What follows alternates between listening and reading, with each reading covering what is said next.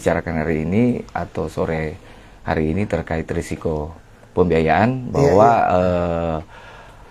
secara pribadi saya 2009 itu lepas kuliah itu saya bekerja, 2008 saya selesai, 2009 saya bekerja itu di lembaga keuangan, khususnya di divisi lending atau lebih kepada pembiayaan. Itu saya berkarir di lembaga keuangan kurang lebih 5-7 tahun. Wow, Itu lama di juga ya?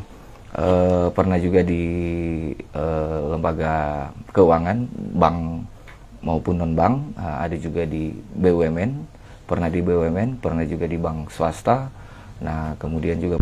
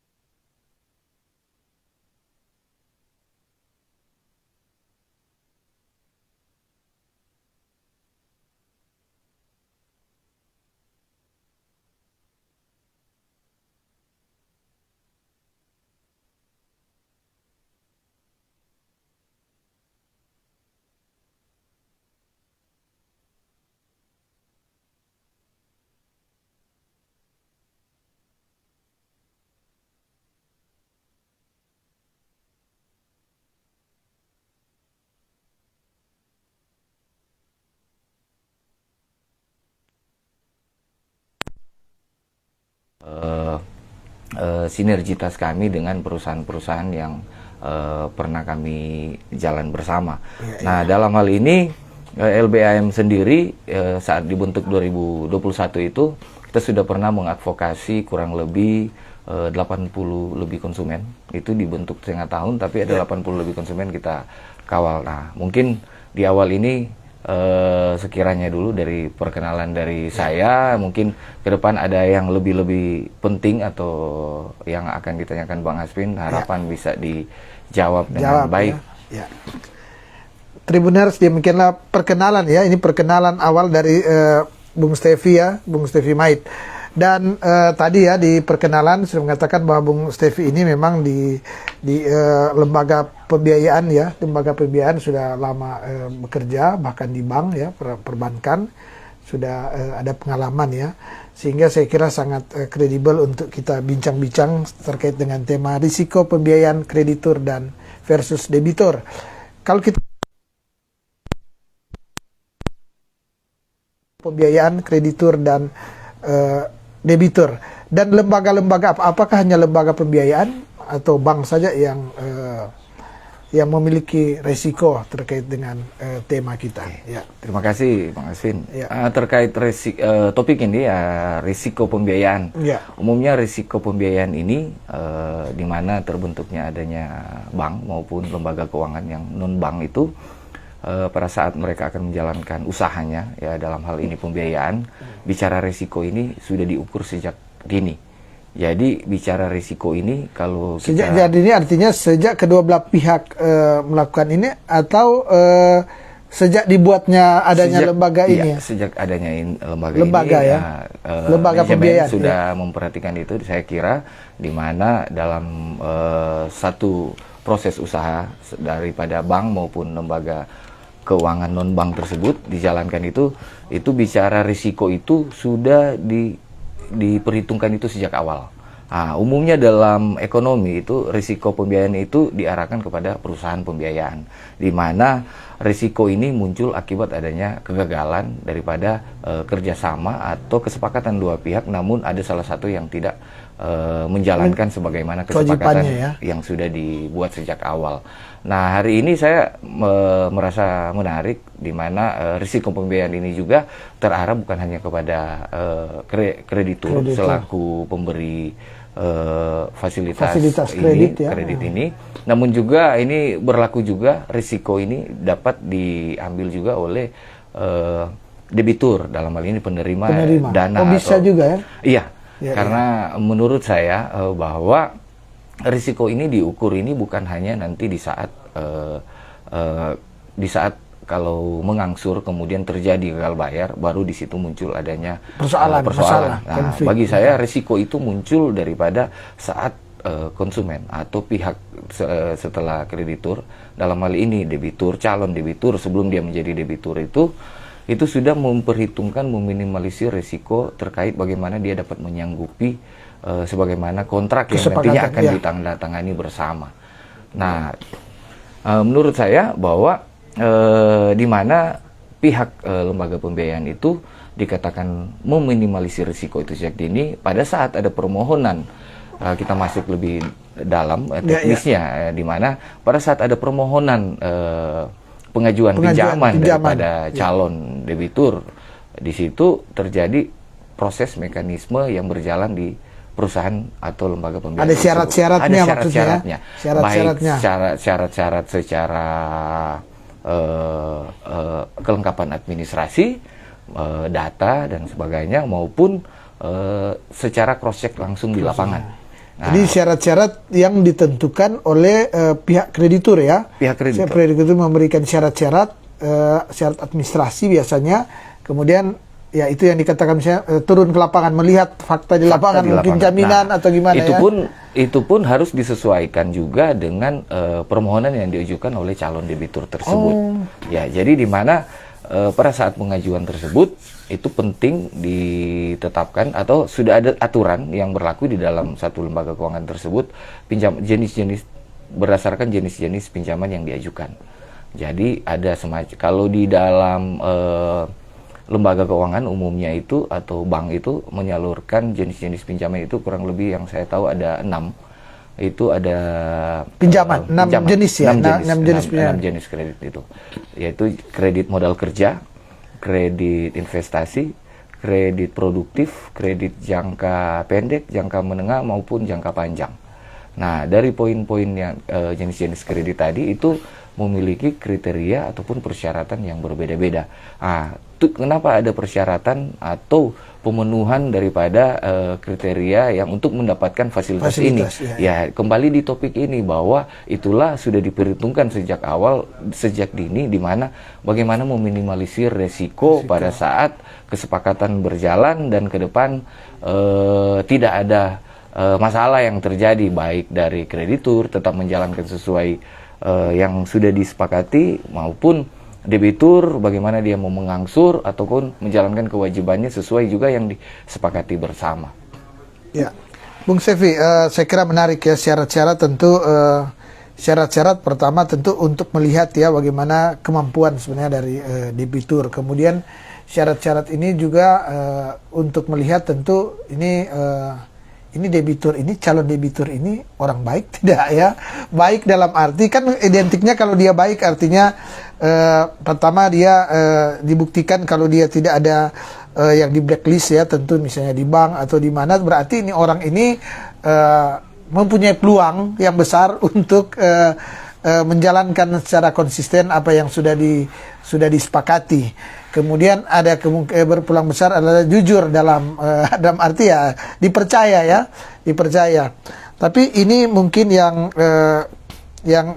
tadi kan sudah dikatakan bahwa setiap lembaga pembiayaan sebenarnya atau kreditur itu dia sudah ada artinya dia sudah ada apa ya? Ada semacam membentengi akan lembaganya dia apabila terjadi sesuatu hal yang terburuk. Sebelum dia melakukan sosialisasi dia sebagai lembaga pembiayaan atau lembaga atau kreditur, dia sudah membentengi lembaganya dia agar supaya ada sesuatu hal yang terburuk dia bisa menyelesaikan ya, bisa menyelesaikan. Tapi Bung Stefi, sebanyak yang terjadi misalnya sudah berjalan, misalnya dia 5 tahun kan biasanya 3 tahun, 5 tahun, 10 tahun ya 15 tahun kali ini kan. Nah, dia kadangkala sudah di pertengahan tahun itu misalnya katakanlah 5 tahun. Tahun pertama masih baik, kedua, ketiga kadang-kala sudah bermasalah. Ketika bermasalah, kemudian terjadi konflik antara katakanlah konflik ya. Konflik artinya tidak ada titik temu, seolah-olah tidak ada titik temu antara keduanya. Itu kira-kira gimana? Itu kenapa? Padahal kan sebenarnya sudah diantisipasi oleh kreditur, oleh lembaga pembiayaan. Tapi tetap ada kesalahpahaman. Biasanya itu gimana? Iya, jadi mungkin kita akan kembali bahwa bicara terkait lembaga pembiayaan, ini khususnya bank dan juga non-bank, finance juga, di mana usaha kerja ini itu di bawah daripada pengawasan Otoritas Jasa Keuangan. OJK ya. Kan ada peraturannya di situ. Kita tidak akan bahas terkait detailnya POJK yang sebagai satu lembaga pengawasan bank maupun non-bank, yang namun dalam hal ini menyalurkan terkait penyaluran atau fasilitas pinjaman tersebut. Nah, ditanyakan tadi mengenai bagaimana untuk meminimalisir risiko tersebut. Nah, maka dari awal itu pada saat debitur melakukan permohonan itu, perusahaan itu sudah menjaga dengan meminimalisir risiko daripada apa yang nantinya akan dijalankan bersama daripada kedua pihak itu melalui survei. Nah, pada saat survei itu tentunya tadi di awal kan kita konsumen, calon debitur itu sudah menyerahkan berkas administrasi. Nah, kita mau cek keabsahan atau kesesuaiannya, asli atau tidak. Administrasi dulu ya ini ya. Administrasi. Di situ ada divisi dalam hal ini risk, dia minimalisir dalam hal untuk bagaimana dia minimalisir risiko. Itu ada surveyor. Nah, surveyor itu pada saat dia turun ke lapangan, dia survei jaminannya ya kan namanya atau apa? Survei pun bukan hanya tentang jaminan, tapi dia mensurvei pun di awal itu terkait administrasi tadi sesuai tidak keaslian ya. Dalam hal ini kalau tadi jenis-jenis kredit ini kalau kita sedikit mau bahas itu memang cukup panjang. Tapi kalau spesifiknya yang fenomena selalu kita dengar apalagi di media sosial hari ini terkait pembiayaan kendaraan maupun pinjaman yang pinjaman dalam hal ini dengan jaminan rumah atau mungkin jaminan-jaminan lainnya yang pokoknya bersertifikat benda lah gitu ya, yang bisa diikat, yang bisa diikat dalam bentuk legal notaris ataupun fidusia. Nah, di sini pada saat dilakukan survei itu ada beberapa poin yang penting dilakukan oleh surveyor. Nah, di mana pada saat kunjungan dia melihat dulu data daripada konsumen sesuai tidak alamat rumahnya yang waktu di saat administrasi yang dilengkapi. Nah, setelah alamat rumah, alamat elektronik. Alamat elektronik yaitu nomor HP, kemudian data keluarga. Artinya nomor handphone harus yang benar ya. Harus sesuai. Jangan sampai nomor handphone ini hanya dipakai di waktu pada saat permohonan, kemudian esok hari pada saat sudah disetujui ini sudah aktif. Ini yang berbahaya yang sebenarnya. Tapi kita edukasi lagi. Bicara yang dikatakan risiko ini sebenarnya risiko yang sudah kita ukur bersama-sama baik dari kreditur maupun debitur, di mana kreditur pada saat sebelum dia menyetujui kredit ini dia mensurvei tadi data kemudian terkait kalau dia permohonan kredit usaha ya dia akan cek usaha ini jalan ada betul atau tidak, dan cuma pinjam dan umumnya juga bank itu tidak membiayai usaha yang baru jalan. Bukan baru jalan sehari, 2 hari, sebulan, 2 bulan. Tapi ngukur itu gimana? Mengetahui bahwa dia jalan makanya ada 1 bulan dengan setahun gimana? Pada saat wawancara dengan konsumen itu akan diketahui. Nah, dikatakan risiko kita langsung versusnya ya, perbandingannya di mana kreditur risiko yang diambil itu minimalisir risiko yang diambil ya otomatis dia akan bertanya yang tadi. Waktu administrasi sudah dikasih masuk ada keterangan usaha, berarti pada saat kunjungan harus ada dong usahanya.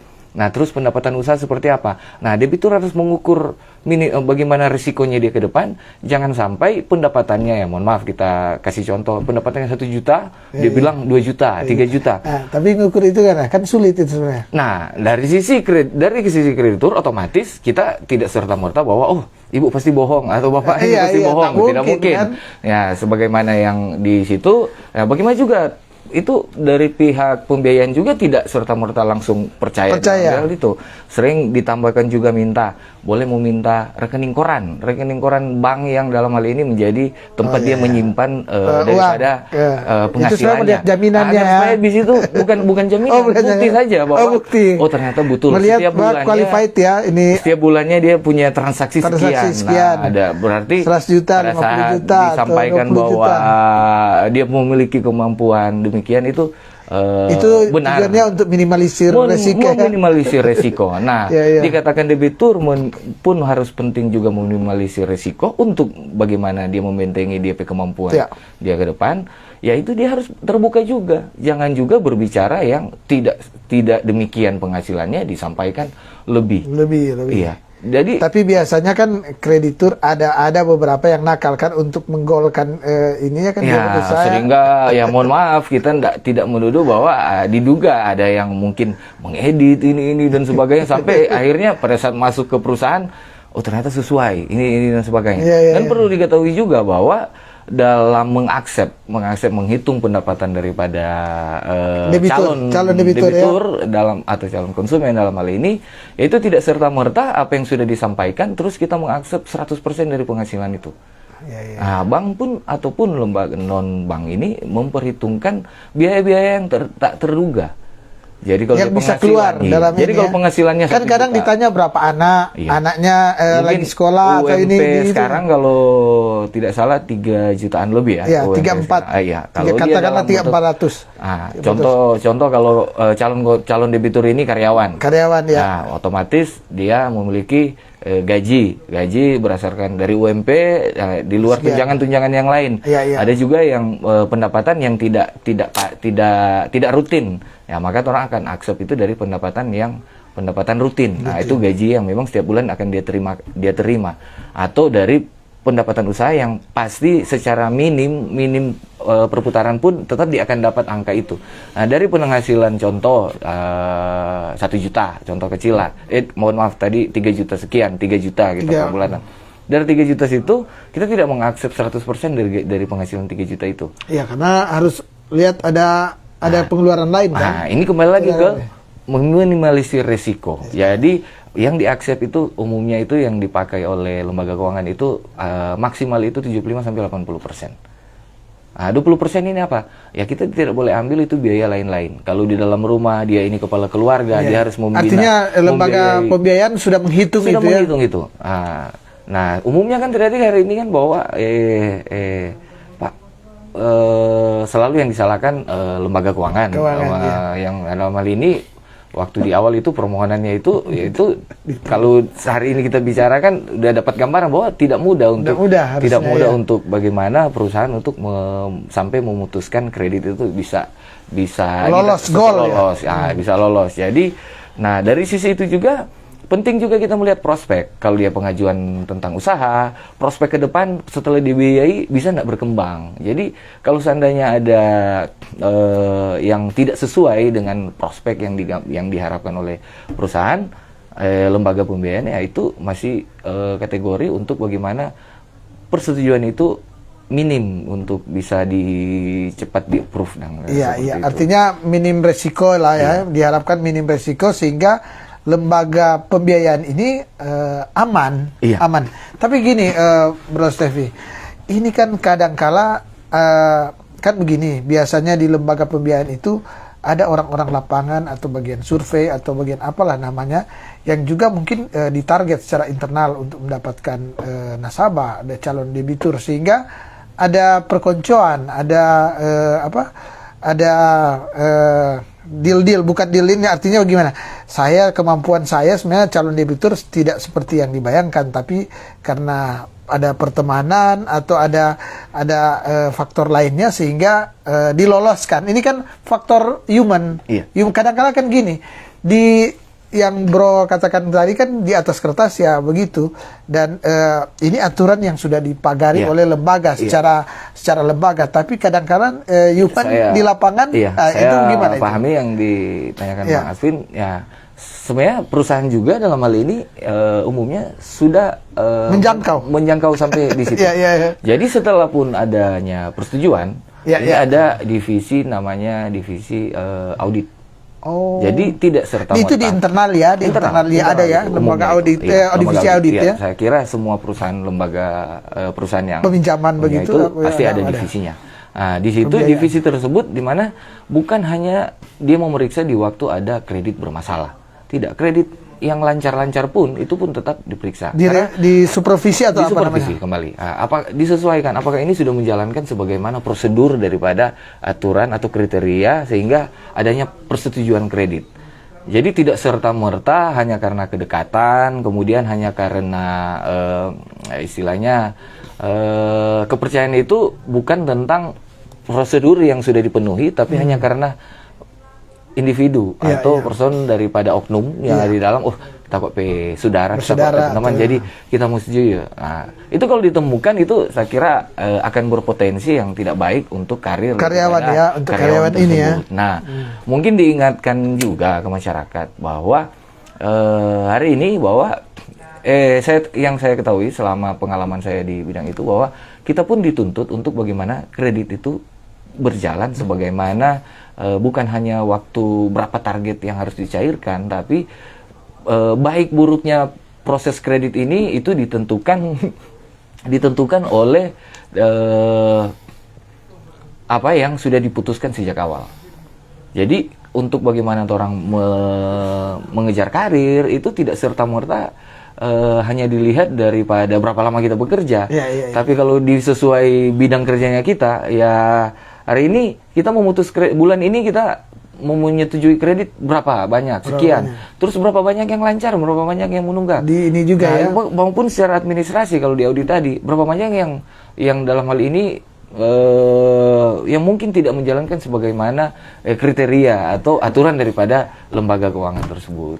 Bro, artinya gini ya, saya melihat tadi dari penjelasan berarti tidak gampang juga kan masuk sebagai karyawan di lembaga pembiayaan. Artinya memang mentalitas dari orang ini, integritas dari orang ini sangat dibutuhkan, sangat diharapkan sekali oleh ini. Jadi gimana, mungkin boleh diceritakan ke Tribuners ya, kira-kira gimana sulitnya untuk bekerja di lembaga pembiayaan, karena ini agar supaya tidak bangkrut, tidak mendapat banyak masalah, maka sangat bergantung ya dari cerita tadi, sangat bergantung juga dari karyawan di lapangan, orang-orang di lapangan yang bekerja di lapangan, dan ini gimana? Jadi supaya kalau ada Tribuners yang mau ini ya sudah tahu. Kalau dari saya sih, dari pengalaman bekerja di lembaga keuangan, umumnya sih saya katakan ya, kalau kata kasar ya, kalau bilang orang pegawai bank dalam hal ini pun berkecimpung ini di bagian kredit ya, ini, atau pembiayaan, lembaga pembiayaan. Lembaga pembiayaan umumnya itu kalau bahasa Manado orang bilang ini kaki setengah ini sudah sel. Jadi godaan banyak ya, betul. Godaan banyak ya. Justru itu kan yang saya bilang, integritas. Bagaimana untuk mendapatkan karyawannya kan sangat sulit ini. Sementara mungkin membutuhkan banyak. Jadi gimana? Manajemen itu secara di perusahaan itu saya rasa secara manajemen itu sangat penting, di mana kepemimpinan di dalam itu setiap hari itu kita selalu mengingatkan. Itu setiap pagi itu ada briefing. Ada briefing ke karyawan, seluruh karyawan. Itu dari atasan sampai sesuai divisi masing-masing. Mungkin itu berjenjang juga ya. Yang diingatkan selalu itu terkait integritas. Karena itu yang penting. Itu yang penting, integritas. Selama kita sudah menjalankan sebagaimana prosedur, aman juga ini negara ya. Bicara risiko ya memang orang bukan peramal, orang tidak bisa ukur bahwa ini kredit ini bisa lancar setahun, 2 tahun kedua dia pasti menunggak, tahun ketiga. Karena debitur juga kan kita tidak bisa memprediksi apa yang, kalau dia mungkin di pekerjaannya nih aman-aman, tapi contoh ya, ini ada pandemi, banyak sekali perusahaan yang tutup, banyak yang mem-PHK karyawan. Itu kan di luar ini ya. Contoh, hanya mencontohkan ya, itu yang itu.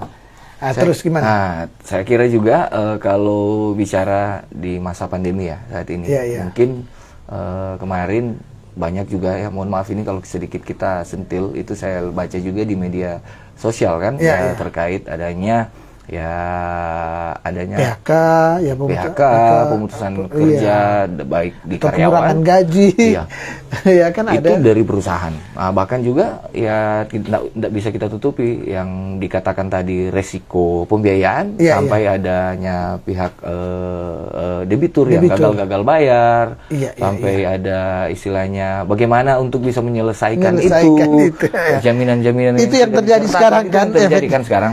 Nah, umumnya sih sejauh ini harus diketahui juga oleh masyarakat. Nah, bahwa perusahaan lembaga keuangan ini di mana mereka juga menjalankan usaha. Nah, pandemi kemarin itu bukan hanya dirasakan oleh dari kalangan individu atau maupun kelompok-kelompok usaha di luar lembaga-lembaga keuangan ini. Itu pun dirasakan juga oleh perusahaan-perusahaan yang dikatakan perusahaan besar. Tapi mengapa? Karena di saat ada problem adanya risiko tadi pembiayaan yang gagal bayar oleh debitur, itu berdampak juga ke usaha yang dijalankan oleh lembaga tersebut, di mana mereka akan membiayai karyawan dari mana. Sedangkan karyawan pun dibiayai itu dari penghasilan yang didapat dari proses usaha tersebut. Jadi kalau seandainya tidak terpenuhinya, itu ya otomatis pasti perusahaan akan berpikir bagaimana untuk meminimalisir juga perusahaan tersebut bisa tetap eksis, kan? Adanya ada kebijakan tertentu ya. Tentunya kita tidak akan masuk dari sisi ketenaga kerjaan kita kira itu nanti ada lebih ke jadi bidangnya. Maksud saya bro, ini kan tadi ya kita sudah sentil terkait adanya pengurangan karyawan di mana-mana, dan itu sebelumnya kan tidak diprediksi. Baik lembaga pembiayaan maupun yang calon debitur. Nah, sekarang ini katakanlah musibah, katakanlah ini pandemi yang memang terjadi secara tiba-tiba, kemudian ya, itu yang memicu dari cerita kita banyak yang gagal bayar, dan kadang mungkin yang yang debitur ini juga dalam keadaan stres karena memang dia sudah tidak bekerja dan lainnya. Kemudian yang lembaga pembiayaan juga tentu dia menuntut bagaimana tetap sesuai dengan kesepakatan. Nah, persoalannya bagaimana win-win solution biasanya. Lembaga pembiayaan bagaimana menyelesaikan ini? Ada cara tidak atau gimana? Boleh dijelaskan. Ini terkait dengan Garda Tipikor juga. Di dalamnya ini LBAM, Lembaga Bantuan Advokasi Masyarakat. Memang banyak aduan masyarakat terkait adanya laporan-laporan bahwa perusahaan atau lembaga keuangan di masa pandemi itu melakukan dugaan tindakan-tindakan yang tidak diharapkan sebenarnya oleh konsumen. Kalau bicara kredit konsumtif, itu pembelian mobil dan sebagainya, itu sampai ditarik kendaraan, baik dalam mobil maupun motor, bahkan juga ada yang pinjam dana yang buat jaminan sertifikat, itu rumahnya harus sampai dikategorikan dilelang dan sebagainya. Nah, dalam hal ini penting juga bahwa diketahui oleh masyarakat kalau bicara perusahaan itu dia tidak serta-merta berpikir hanya dari kapasitas keuntungan apa-apa yang dipikirkan perusahaan itu adalah profit. Nah, dalam hal ini dalam pengawasan otoritas jasa keuangan penting juga bagaimana lembaga keuangan juga atau lembaga pembiayaan tersebut untuk membantu konsumen dalam hal bagaimana konsumen tersebut bisa menjadi yang tadinya menunggak bisa menjadi kategori lancar ulang, kembali lancar. Gimana itu? Nah, maka ada istilah yang dikeluarkan itu terkait restrukturisasi kredit. Nah, restrukturisasi kredit juga ada kriterianya. Jadi tidak serta-merta restrukturisasi pukul rata kredit ini karena pandemi, jadi semuanya dibuat restrukturisasi tidak. Sebenarnya kembali lagi di awal ya, terkait perjanjian kredit atau kontrak itu dikatakan ada adendum setelah pada saat akan dibuat restrukturisasi kredit itu tetap masih mengikat dari perjanjian awal. Yang berubah di situ hanya terkait jangka waktu. Kelonggaran. Kelonggaran. Di mana restrukturisasi juga ada berapa poin yang dibuat oleh lembaga keuangan atau lembaga pembiayaan. Itu ada yang sering sih dipakai selama ini terkait restrukturisasi kredit untuk bagaimana menambah tenor. Dan menambah tenor pun itu diberi kelonggaran libur mengangsur, libur tidak mengangsur. Jadi sebenarnya namanya libur tidak mengangsur. tidak ya? mengangsur. Ini atau ada, saya sempat diskusi dengan teman-teman di finance kemarin bahwa orang bisa kasih nama ini holiday. Ini liburan tanpa ada angsuran. Jadi tidak bayar pokok, tidak bayar bunga. Atau gitu ada juga bisa tidak bayar pokok, bunganya dibayar. Iya. Mengapa bunganya dibayar ya? Tentunya kan bicara usaha kan. Usaha, iya. Ini kan lembaga pembiayaan juga kan, mereka menjalankan usaha. Ya, mereka juga harus butuh membiayai juga. untuk karyawan ini ya dari bunga itu Dari kan, bunga, yang iya. diolah. Nah, seperti itu. Nah, tentunya dari sisi itu dikatakan restrukturisasi ini harus disepakati bersama juga. Tidak serta-merta konsumen di mana di awal kan tadi dikatakan bahwa data-data konsumen dimasukkan. Kemudian ada data juga jadi, elektronik, handphone dan sebagainya. Mungkin di saat menunggak, kalau saat mau dikonfirmasi oleh pihak perusahaan, ini nomor handphone sudah aktif, alamat rumah sudah tidak sama. Toh, tinggal di dan kemudian debitur pun tidak mengkonfirmasi itu ke perusahaan yang dalam hal ini membiayai yang di awal dia kan ini langsung gelap ini gimana kalau seperti itu? Gelap. Nah, sampai di kemudian hari ya kita mungkin bisa nangkap yang diarahkan oleh Bang Aswin bahwa di kemudian hari adanya gagal sampai ada penyitaan kalau dia pembiayaan mobil, pembiayaan motor, itu akhirnya barang yang dijamin itu harus disita. Sebenarnya bukan serta merta. Artinya ada proses ya kalau konfliknya tidak terjadi di waktu saat itu, tapi itu sudah sejak awal. Pada saat penandatangan kontrak itu sudah disepakati bersama. Nah, bagaimana untuk penanganan biar dapat win-win solusinya? Nah, ini yang selalu terjadi ini. Waktu saat bermohon ini konsumen pun tidak disuruh datang ke kantor, itu sudah menunggu itu. Itu sudah menunggu. Karena memang sebutuh misalnya kalau kendaraan atau handphone atau tapi di saat ada masalah lari ya. Yang sebenarnya perusahaan itu, lembaga pembiayaan itu tidak usah ditakuti. Mereka datang karena kan dihadapi cerita persoalan apalagi kita ini kan negara hukum. Kontrak pun yang dibuat itu berdasarkan asas perdata di mana bebas berkontrak. Jadi kesepakatan yang sudah dibuat di awal itu bisa diperbincangkan kembali, namun tidak keluar daripada yang sudah disepakati yang awal. Tinggal bagaimana kelonggaran mungkin diubahkan poin-poinnya, misalnya batas waktu sekian, kemudian ada yang katakan tadi libur ini dulu ya. Itu bisa dipenuhi pada saat ada pemberitahuan dari konsumen. Ada komunikasi antara kedua belah pihak ya. Iya, komunikasi dan koordinasi itu yang paling penting sebenarnya. Jadi kalau dikatakan ya Bang Aswin, ini sedikit kita tambahkan bahwa kalau dikatakan bahwa mohon maaf, ada yang mengatakan bilang wah ini perusahaan ini dia sudah ada hati atau begini dan sebagainya. Saya kira tidak demikian. Mengapa? Kalau bicara sistem kontrak kerja yang sudah disepakati di awal, itu kalau di sistem itu tanggal jatuh temponya tanggal berapa? Tanggal 1 contoh. Tanggal 1 itu dia tidak bayar, itu langsung ini konsumen ini saklatnya sudah menunggak. Sebenarnya dikatakan adanya kolektor, ya mohon maaf ya, kita tidak berbicara di kolektor dan sebagainya, itu mereka memaintenance, mereka mengingatkan, datang ke konsumen, mengingatkan kembali bagaimana terkait komitmen angsuran setiap bulannya bisa dipenuhi atau tidak. Kalau sistem saya bilang bayar. Ada enggak bantuan secara manusiawi? Ada. Ini karyawan ini pun mempertaruhkan DP sesuai job desk-nya dia. Yang sebenarnya dia keluar hanya tujuannya menagih, tapi pas balik apa yang didapat? Janji bayar. Nah, janji bayar, kemudian ada alasan-alasan di situ, di mana seorang karyawan ini kita yakin kok dia dalam minggu atau beberapa hari ke depan ini dia akan terbayar. Nah, itu berdasarkan apa? Di lapangan pun terjadi komunikasi dan koordinasi yang baik. Pun alamat elektronik yang sudah tidak sesuai, ya disesuaikan. Sebagaimana di awal konsumen atau calon debitur datang dengan baik-baik, minta permohonan. Karena yang dicairkan ini kan bukan dana pribadi, ini dana perusahaan. Dan perlu diketahui juga oleh masyarakat bahwa bicara lembaga keuangan itu selalu bernaungan di bank. Mengapa? Karena tidak serta-merta lembaga pembiayaan membiayai itu dari keuangan secara kalau bicarakan perusahaan itu ada direksi. Ini keuangan direksi yang disalurkan dalam bentuk fasilitas kredit. Tidak, tapi mereka dalam bentuk proposal yang diajukan oleh calon debitur, dan ya. kemudian itu diajukan oleh pihak bank. Nah, mengapa melalui bank? Karena bank dalam hal ini mengelola dana tabungan simpanan konsumen.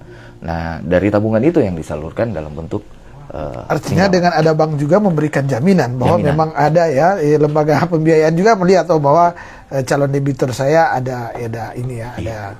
Jadi bagi saya sih sebenarnya ya kedepankanlah yang di awal komunikasi yang sudah dibangun. Tapi gini, faktanya Bro Stevi, bahwa ada, ini mungkin terakhir kita ya karena memang waktu sudah habis, hampir habis. Ada, kita lihat terbaru bahwa ternyata ada sampai ke mengadu ke DPR. Nah, gimana? Apakah ini terjadi kesalahpahaman antara kedua belah pihak, kemudian langsung ke DPR, dan apakah itu efektif ya? Efektif sehingga mereka memang wakil rakyat. Tapi ini kan persoalan pribadi antara debitur dengan satu lembaga pembiayaan atau lembaga kredit.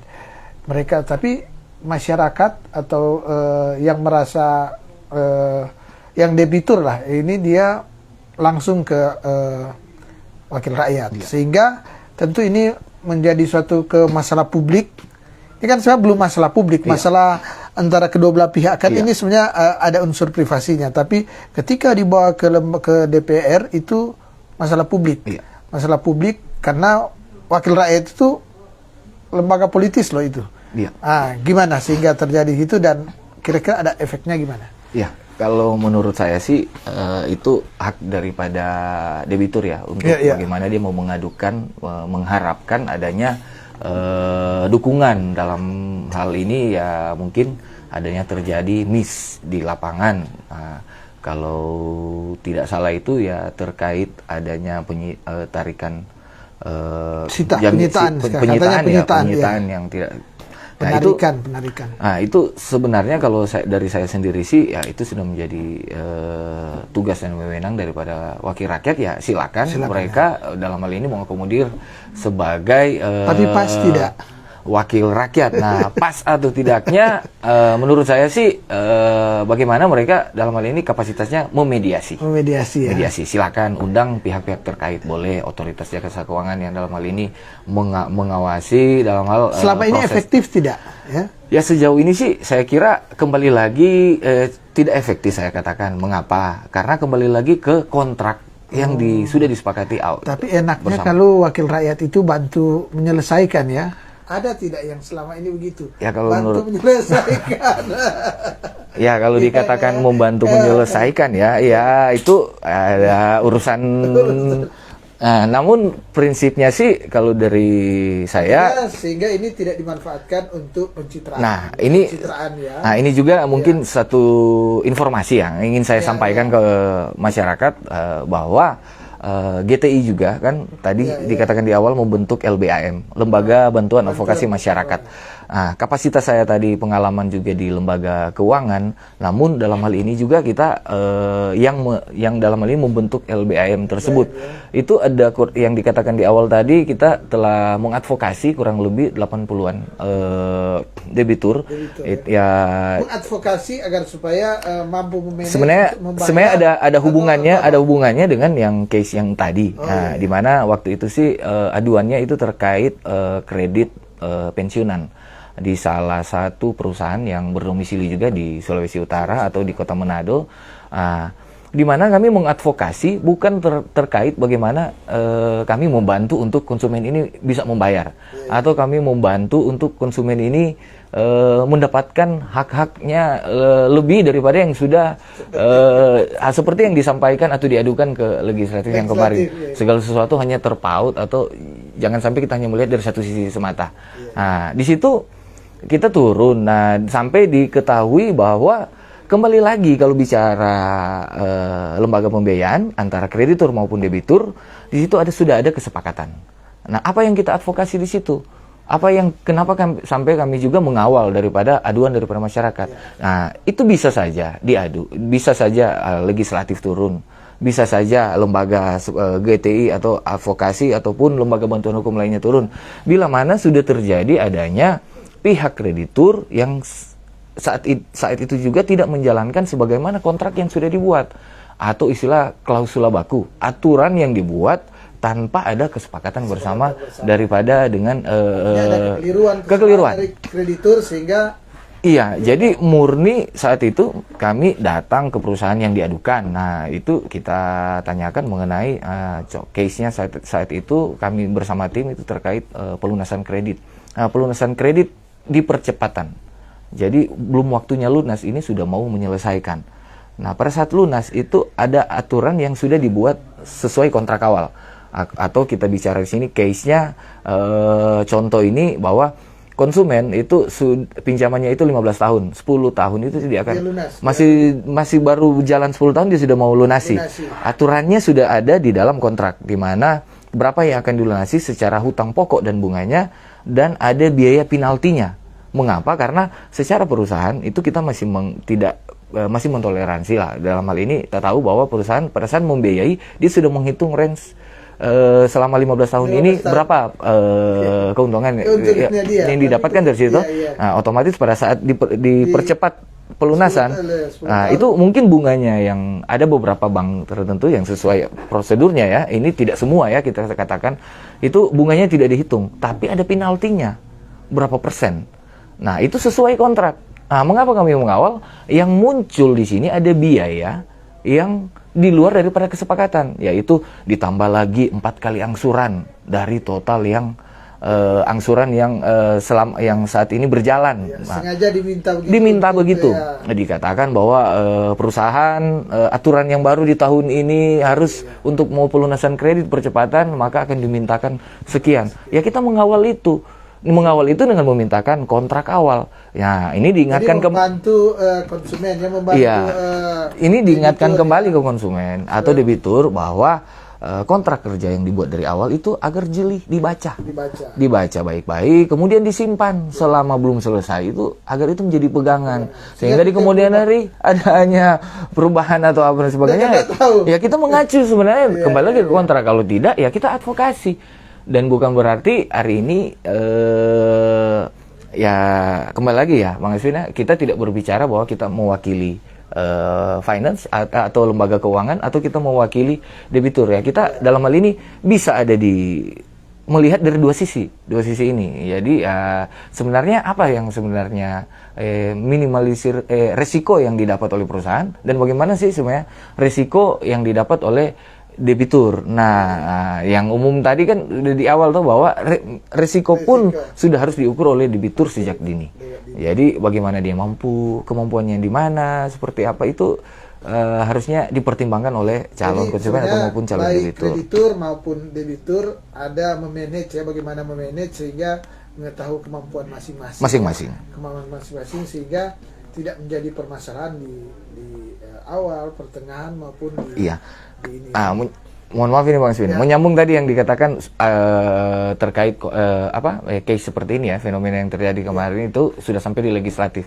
Mungkin saya bisa mengusulkan juga sih, sebenarnya kalau bisa juga sebenarnya ada apresiasi bagi investasi yang masuk di daerah kan, dalam hal ini perusahaan-perusahaan, lembaga pembiayaan. Mungkin tidak dilirik, ada perusahaan-perusahaan yang selama ini sudah menjalankan sebagaimana amanat aturan undang-undang, bahkan dalam hal ini pengawasan POJK, aturan OJK. Kemudian yang terlihat hari ini kan hanya 1, 2, 3 konsumen yang case-nya adanya gagal bayar sampai adanya miskomunikasi di lapangan yang terjadi. Banyak yang sukses. Tapi sebenarnya berapa banyak yang sudah dibantu oleh lembaga pembiayaan. Ya. Nah, GTI dalam hal ini menempatkan diri atau menempatkan kami membentuk lembaga advokasi masyarakat. Ya, kita pun tetap mengawal masyarakat. Namun kembali lagi kita tidak bisa mengabaikan perjanjian yang sudah dibuat sejak awal ya.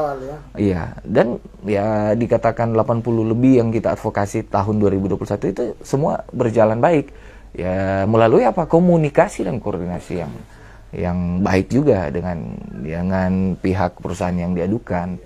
Ya, tak kira untuk lembaga legislatif ya lebih bisa juga turun, tapi bagaimana lebih cepat memediasi itu dan melihat juga kembali lagi ya ada aturan undang-undang yang berlaku di situ. Tentu kita tempatkan bahwa ada aturan main masing-masing Iya. dan ada perjanjian kedua belah pihak ini tentu harus diikuti aturannya, dan apabila ada sesuatu persoalan ya, ada persoalan tentu diselesaikan tentu dengan adanya win-win solution, artinya tidak merugikan kedua belah pihak, karena toh keduanya adalah bagian dari masyarakat yang harus dilindungi oleh negara, yang harus dilindungi juga ya, dilihat secara baik sama oleh wakil rakyat, harus melihat secara proporsional, baik dia debitur ya maupun kreditur yang merupakan atau lembaga pembiayaan. Kreditur dalam hal ini perusahaan pembiayaan, namun di dalamnya ini ada warga masyarakat juga yang domisili bekerja juga situ, jadi sama juga di situ juga. Dan Tribuners tentu masih menarik ya perbincangan ini, kayaknya sulit untuk untuk di close sebenarnya. Karena apa? Karena memang persoalan ini lagi marak terjadi di masyarakat ya, dan banyak aspek yang harus diedukasi ke masyarakat, sehingga tentunya kami mengundang dari Tribun Baku Dapa, mengundang ke Bro Stefi ya selaku GTI untuk mencerahkan persoalan ini. Dan tentu masih banyak hal yang perlu kita perjelas dari perbincangan ini, tapi waktu juga lah yang membatasi akan bincang-bincang ini, Bro Stefi. Tapi paling tidak ini memberikan masukan, informasi kepada masyarakat, kepada Tribuners, bahwa apabila terjadi suatu persoalan maka dibicarakan kedua belah pihak, karena kan udah ada aturan. Tadi kita bawa ada aturan, lihat ya ada aturan, bahkan tadi dikatakan ya ada Profesor Stefi dan kawan-kawan, ada lembaga yang semacam lembaga bantuan mengadvokasi sekaligus mengedukasi ya akan masyarakat terkait bagaimana ketika melakukan peminjaman atau melakukan kerjasama dengan lembaga pembiayaan, tentu harus melihat, diingatkan tadi ya, bahwa diingatkan bagaimana aturan awal itu harus disimpan terus sehingga apabila terjadi persoalan di kemudian hari bisa melihat di aturan awal sesuai kontrak ya. Dan seperti biasa, sebelum menutup akan bincang-bincang ini, saya akan minta kepada Bro Stefi untuk memberikan closing statement ya, boleh simpulan akhir atau apapun terkait dengan bincang-bincang kita. Dan ini juga di HUT spesial Tribun Manado, karena hari ini kita berhari ulang tahun yang ke-13, jadi boleh kasih selamat ke Tribun ya, silakan. Oke, Tribuners, mungkin dari saya sih terkait juga dengan topik risiko pembiayaan ini, penting juga untuk saya sampaikan bahwa bicara risiko ini dikembalikan lagi kepada masyarakat untuk bagaimana memilah mana hal yang penting dan yang kurang penting. Nah, untuk dalam hal ini masyarakat agar jeli atau menyesuaikan dengan kemampuan bayar daripada konsumen, terkait adanya konflik-konflik yang mungkin terjadi setelah adanya kerjasama tersebut, agar dilakukan atau kembali lagi untuk debitur maupun kreditur adanya win-win solution melalui komunikasi maupun koordinasi yang baik. Bisa mungkin dalam hal ini ya konsumen bisa datang langsung ke kantor, tidak perlu nanti harus dicari-cari oleh pihak-pihak lembaga pembiayaan. Dan pada kesempatan ini, di hari spesial ini, atas nama pribadi, keluarga maupun organisasi Garda Tipikor Indonesia Kota Manado dalam naungan Garda Tipikor Indonesia Sulut, di dalamnya juga ada LBAM, Lembaga Bantuan Advokasi Masyarakat, menyampaikan selamat hari ulang tahun kepada Tribun Manado. Tagline bangga lokal, tentunya harapan lebih maju dan jaya selalu di Kota Manado, Sulawesi Utara maupun di nasional. Terima kasih, Tuhan memberkati. Dan tentunya saya Asli Mintang dari Tribun Baku Dapa juga mengucapkan terima kasih kepada Bro Stefi dari GTI Manado yang sudah hadir ya di sini, dan kita sudah berbincang-bincang terkait dengan kreditur dan atau lembaga peminjaman ya, lembaga peminjaman dan debitur ya, dan banyak hal ya yang sudah kita perbincangkan, dan semoga apa yang sudah kita perbincangkan tadi bermanfaat. Dan saya juga mengucapkan terima kasih kepada para Tribuners yang sampai saat ini masih setia menyaksikan akan Tribun Bakudapa. Dan kita akan bertemu lagi pada besok hari dengan tema perbincangan yang berbeda. Dan tentunya juga Tribun Bakudapa bagian dari Tribun Nado ya, tentu saat ini lagi berbahagia karena seperti dikatakan tadi kita berhari ulang tahun yang ke-13. Semoga di hari ulang tahun ke-13 ini ya menjadi momentum Tribun Nado, Tribun Bakudapa bagian dari Tribun Nado, tribunnado.co.id, bahkan Tribun Cetak juga untuk lebih baik lagi dengan tagline Bangga Lokal. Dan tentunya sekali lagi mata lokal menjangkau Indonesia.